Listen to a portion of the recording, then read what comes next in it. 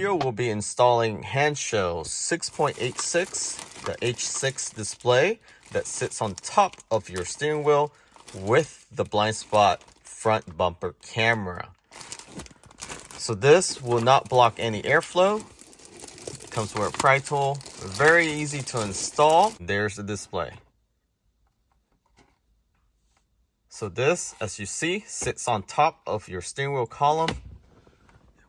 We'll be placing this on top of this display once we remove it. So in size comparison,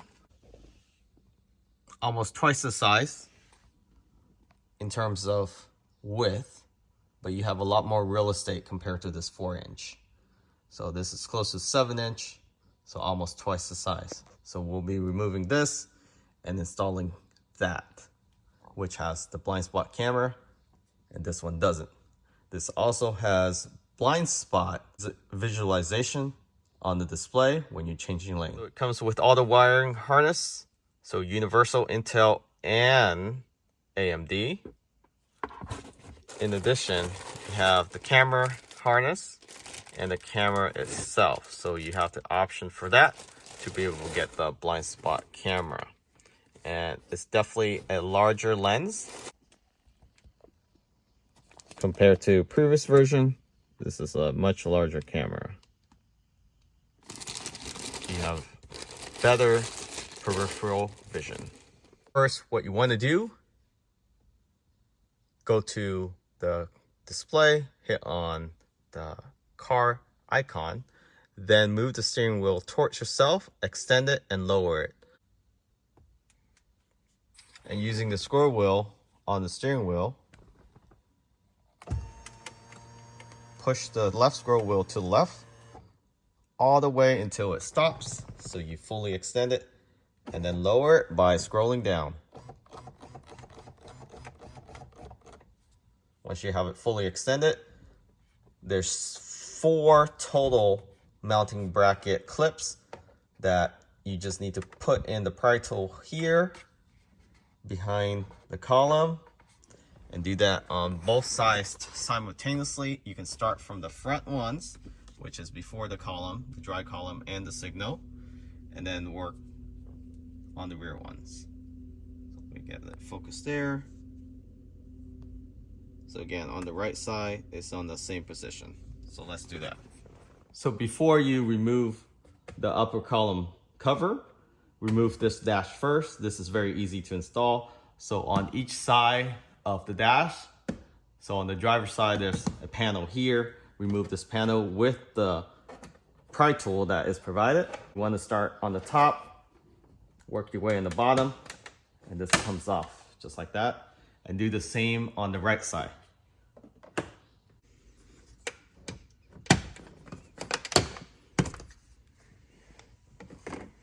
So after you have both covers removed, between this dash and the panel trim on the bottom, wedge this pry tool in between and then pop it up. And do that for the passenger side.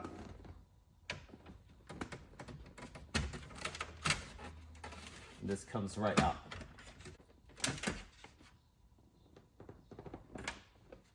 So next, we'll go ahead and remove this leather trim, vegan leather trim. Some car might have a torque screw that you need to remove. Others will have a clip. So this is an older Model 3, so it has the torque screw. So we'll remove that. And then we'll pop this open. So for the vehicles that have a torque screw here, this is a T20. Go ahead, turn it counterclockwise.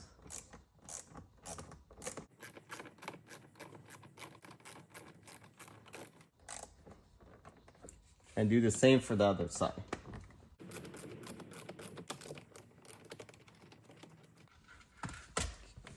Once you have removed the actual vegan leather cover here, reach in with one hand, get a little leverage, and then using the pry tool, press it in between the gap here. And this is the only panel gap in the Tesla vehicle that is actually tight. So while you prying it open, lift it up too. And it pops open like that, and actually both pop open. If you have a newer vehicle, it may be a little tight, but this is the best way to do it. And then do the same on the other side.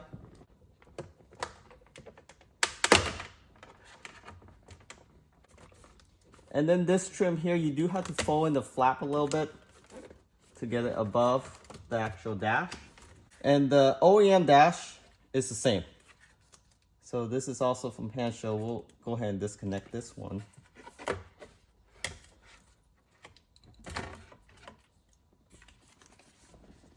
Okay, so go ahead and grab the Hansshow smallest harness that came with the package. This connects to the bottom of the display. Make sure you do this before you attach the top cover back on. Make sure it's securely on there. And it's locked, and you have 2 wires coming out on the other end. So one is for the camera, the other is to the Tesla computer system. All right, so once you have that connected, you do need to transfer that vegan cover on the rear here over to the new Hansshow display. So this is easy to do. It's just held on by 6 clip. You want to work on the corner side first. So just slowly pull it up and out. And then these one, you just squeeze it together. You can also use a pry tool, but you can also squeeze it together if you have strong fingers. And then transfer this over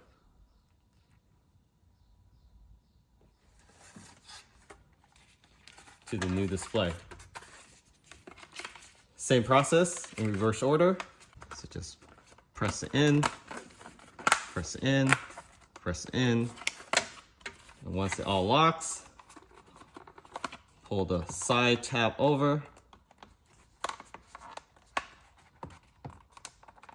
And the other side tab over. All right. So again, the key is moving the steering wheel back. It makes it a lot easier to work with.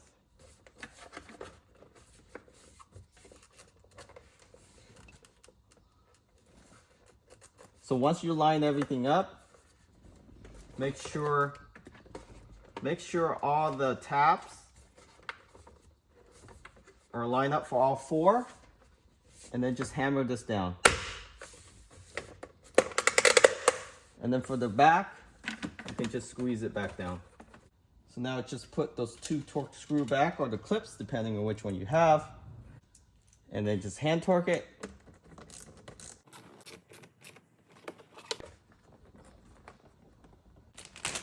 And this is really the main reason why you should buy this. If you buy this without a camera, you're really missing out. So make sure you get the camera. So it is a separate tick box. And it's mounted right above, between the bottom of the bumper and above the vent. It has this mounting bracket that is adjustable with adhesive and 2 screws you can use. Drill into the plastic. And this is a much higher definition camera.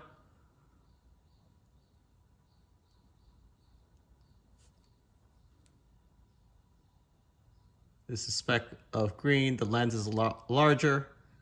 You will have a better peripheral vision for your vehicle, especially for those that don't have the ultrasonic sensor. All right, to get to the actual computer module on the right side here, if you have AMD, the blue plug is here, right behind this panel. And then the actual Intel is in that computer, the second plug, the gray connection, white and gray connection, the one from the bottom, the second one from the bottom. So to open up this panel, so you have to do this for both AMD and Intel. It's very easy. You're not messing with any airbags or anything down here. Put it in, and then pull it out with your fingers.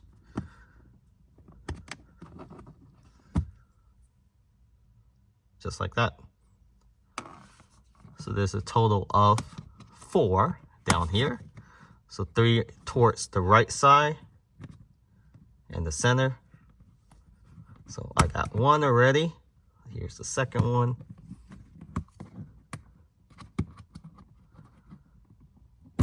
Right. Here's the third one. This is towards the middle right behind the footwell light.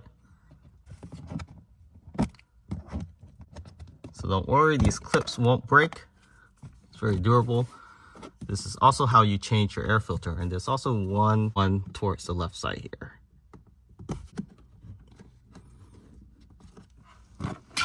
All right, so once you have all 4 out, use the pry tool and pop this open, and then slide towards yourself, and it should fall down.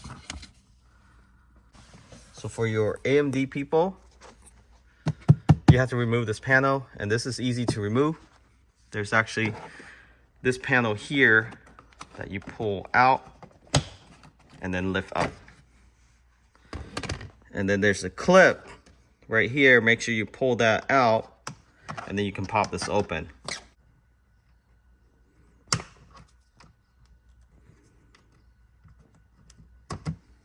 All right.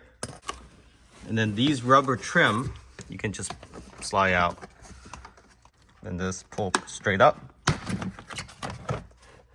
and then you glide it out just like a ladder, L shape. Pull this up and it slides right out.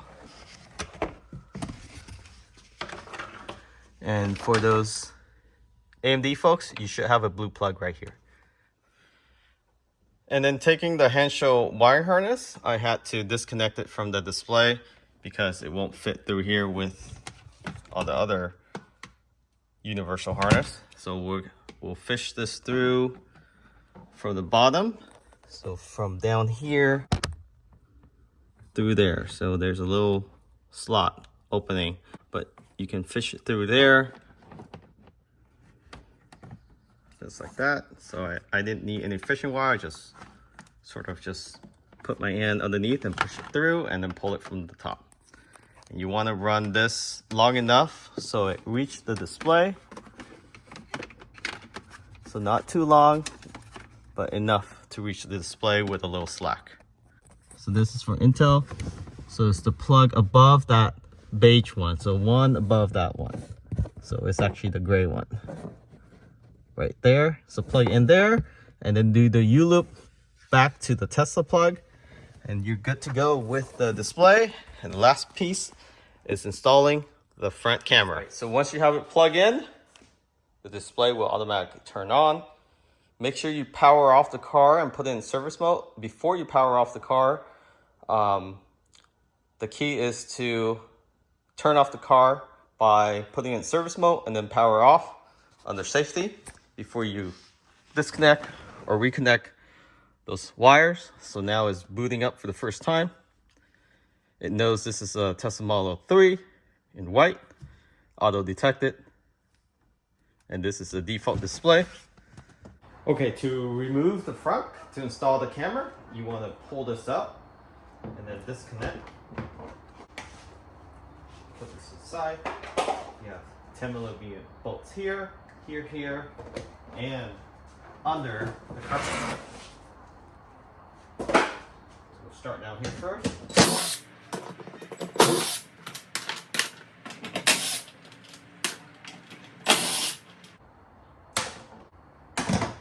Alright, take off this cover.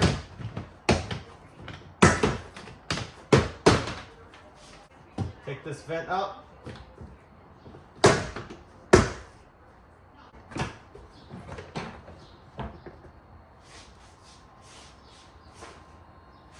Extension wire. You want to get the small end where the plug is. Run this wire in the middle of the actual bumper, in between the plastic.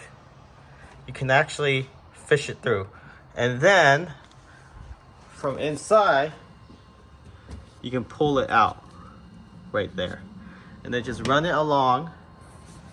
You can either run it through the firewall, which is highly recommend, right there, and then run it through the carpet, or you can run it along the actual fender, but then you might get some air leaks in there. So highly recommend running it through the firewall there. There should be an opening. Push it through, fish it through on the passenger side, and then run the wires along the dash over. Okay, so now testing out the camera. So I have the camera right here. So it obviously work. You can see much higher resolution. Even from this dash, you can see it's a absolutely wide angle. It's from A pillar to A pillar. Right in the middle, above the bottom bumper, right between. So this is the perfect space. And I'll show you how it's mounted on a Tesla Model Y. So you have an idea. It's right there. So right in the center is bolted in with adhesive. It's not gonna go anywhere. It cannot fit through this vent, so you don't have to worry about it breaking off or coming off inside.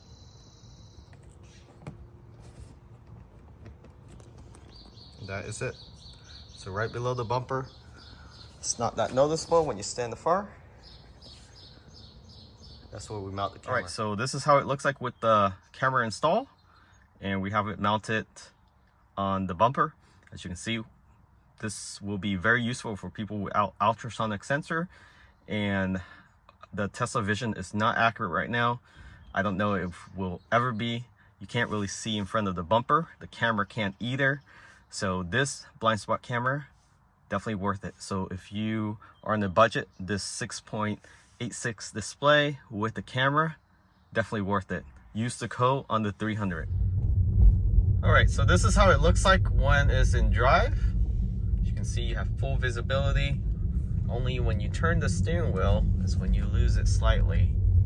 So you have the speed, you have the odometer, you have the speed limit, you have your range, you have how fast you regenerating or not regenerating. That's on the right hand side. But most important of all, you have blind spot. Okay, so this is the startup sequence. You can see there, it's just a Tesla Model 3, so that's very nice. Now the icon is up. This is the vehicle color. You can change this color as you please, but this is what is set to. This is the default. If you put the car in drive or reverse or in any gear, let me enter the pin. It changed to the drive display. You can see the drive display here. We'll start from the left. The left is the speed, how fast you're going in miles per hour or kilometers. You can change that. You have the temperature in the bottom, and you also have your odometer on top. On the center, you have your drive mode, you have your speed, your vehicle, speed limit sign on the right. You can change that to European or other countries. It becomes a circle. This is North America, so it is more of a rectangle. You have your icons on the top, just like any vehicle. Your auto high beam. When you turn on the light, it will also show on here too, just like that. I just turn on the headlights, and then your icon of the vehicle in the middle, you see the light turns on. You turn it off, it also turns off. How cool is that? Great animation. And you also have your seatbelt sign, airbag, and on the right hand side you have your battery percentage and miles remaining. So both, so you don't have to click on or toggle between the two. And then the HP is actually the power you're putting into your motor, versus if it goes minus, then that's when you're regenerating. If it goes positive, that's when you're actually using power from your battery. And then the time, you can change that on the top right there to 24 or 12 hours.